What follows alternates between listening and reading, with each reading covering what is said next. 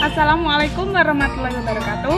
Kembali dengan saya, Ailin Anggiatma, kelas 11 IPS 1. Dalam vlog kali ini, saya akan membahas tentang ekonomi kreatif. Lalu, apakah ekonomi kreatif itu? Ekonomi kreatif adalah konsep ekonomi yang mengintensifkan kreativitas dan informasi dan mengandalkan ide dan pengetahuan dari sumber daya manusia sebagai faktor utama produksinya. Nah, seperti yang kita ketahui saat ini, kita sedang menghadapi sebuah pandemi, yaitu wabah COVID-19. Dan salah satu akibat dari pandemi tersebut yaitu terganggunya perekonomian nasional maupun global, sehingga mengakibatkan banyaknya perusahaan yang memutuskan kerjasama dengan karyawannya. Namun, meskipun dalam keadaan demikian, banyak orang yang tidak menyerah, bahkan mereka malah semakin meningkatkan kreativitas dan semakin berinovasi selama mereka di rumah, sehingga mereka tetap menstabilkan perekonomian keluarga.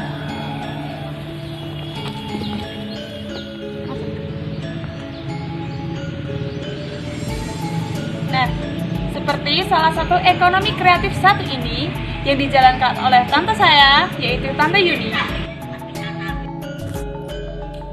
Ekonomi kreatif yang dijalankan Tante Yuni ini mengandalkan kemampuan untuk terus berinovasi. Dan usaha yang ditekuni Tante Yuni dimulai semenjak adanya wabah COVID-19. Dengan terus berinovasi, produk yang dibuat oleh Tante Yuni semakin diminati oleh masyarakat, khususnya masyarakat Jepara. Lalu, bagaimana Tante Yuni mendapatkan ide dalam membangun usahanya? Awal mula saya berjualan donat ini, dulu kan saya kerja jadi manajer ya, tapi masih di bawah perusahaan orang. Nah, sekarang saya punya ide pengen punya usaha sendiri tanpa di bawah perintah orang. Kebetulan suami itu pekerjaannya lagi sepi di musim pandemi ini ya, tahu sendiri. Terus saya mikir ide apa yang berjualan tapi modalnya sedikit dan sesuai dengan passion saya. Jadi passion saya kebetulan memasak dan punya keahlian, dulu pernah usaha catering. Dan kali ini apa kira-kira yang diminati masyarakat dengan harga yang murah, yang di masyarakat tuh belum banyak beredar. Ternyata keluarlah ide berjualan donat dengan aneka topping. Seperti itu. Dalam situasi sulit ini, dari manakah Tante Yuni mendapatkan dana awal untuk membangun usahanya? Dana yang saya dapatkan untuk bisnis jualan donat ini itu dari uang belanja yang diberikan oleh suami. Sisa uang belanja saya kumpulkan karena memang modalnya sedikit sekali. Pertama saya hanya membuat 1 kilo saja dan saya posting di media sosial, di WA atau di FB dan lain-lain. Terus kemudian saya tawarkan ke teman-teman. Modalnya itu hanya 100 ribuan saja pertama kali. Selain itu, apa sajakah produk-produk yang telah dibuat oleh Tante Yuni? Pertama kali yang saya buat dengan modal yang sangat minim sekali itu saya belanja untuk keperluan donat. Kemudian donat yang beredar kan rata-rata hanya toppingnya mesis. Kemudian saya mau bikin donat yang toppingnya itu beda dari yang lainnya. Seperti itu.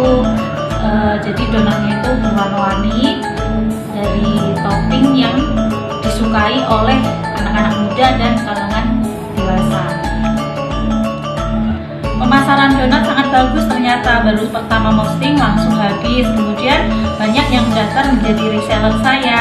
Terus saya punya ide lagi untuk menyusul makanan berikutnya, yaitu pizza dan roti. kemudian makanan yang lainnya seperti risoles, diisi mayo, kemudian samosa. Jadi untuk mengimbangi tidak hanya produk donat saja yang saya buat.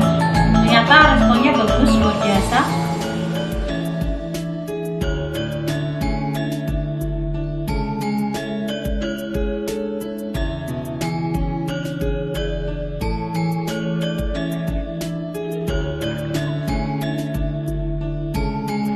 Pesan saya untuk masyarakat, baik itu bapak-bapak, ibu-ibu, kaum muda, kaum tua, kaum dewasa, bahkan remaja ABG pun di masa musim pandemi seperti ini tidak perlu putus asa hanya mengeluh dan mengeluh saja, tapi kita harus kreatif sekreatif mungkin. Contohnya seperti saya ini. Kemudian kalau memang tidak ada modal, tidak ada keahlian atau passion membuat apapun, bisa mengikuti menjadi reseller kan tanpa modal, hanya bermodalkan HP, tetapi kita bisa mendapatkan keuntungan. Jadi walaupun musim seperti ini, kita mendapatkan penghasilan tanpa mengeluarkan modal.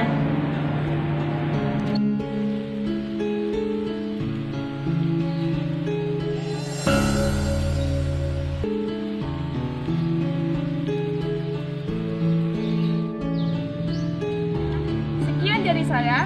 Wassalamualaikum warahmatullahi wabarakatuh.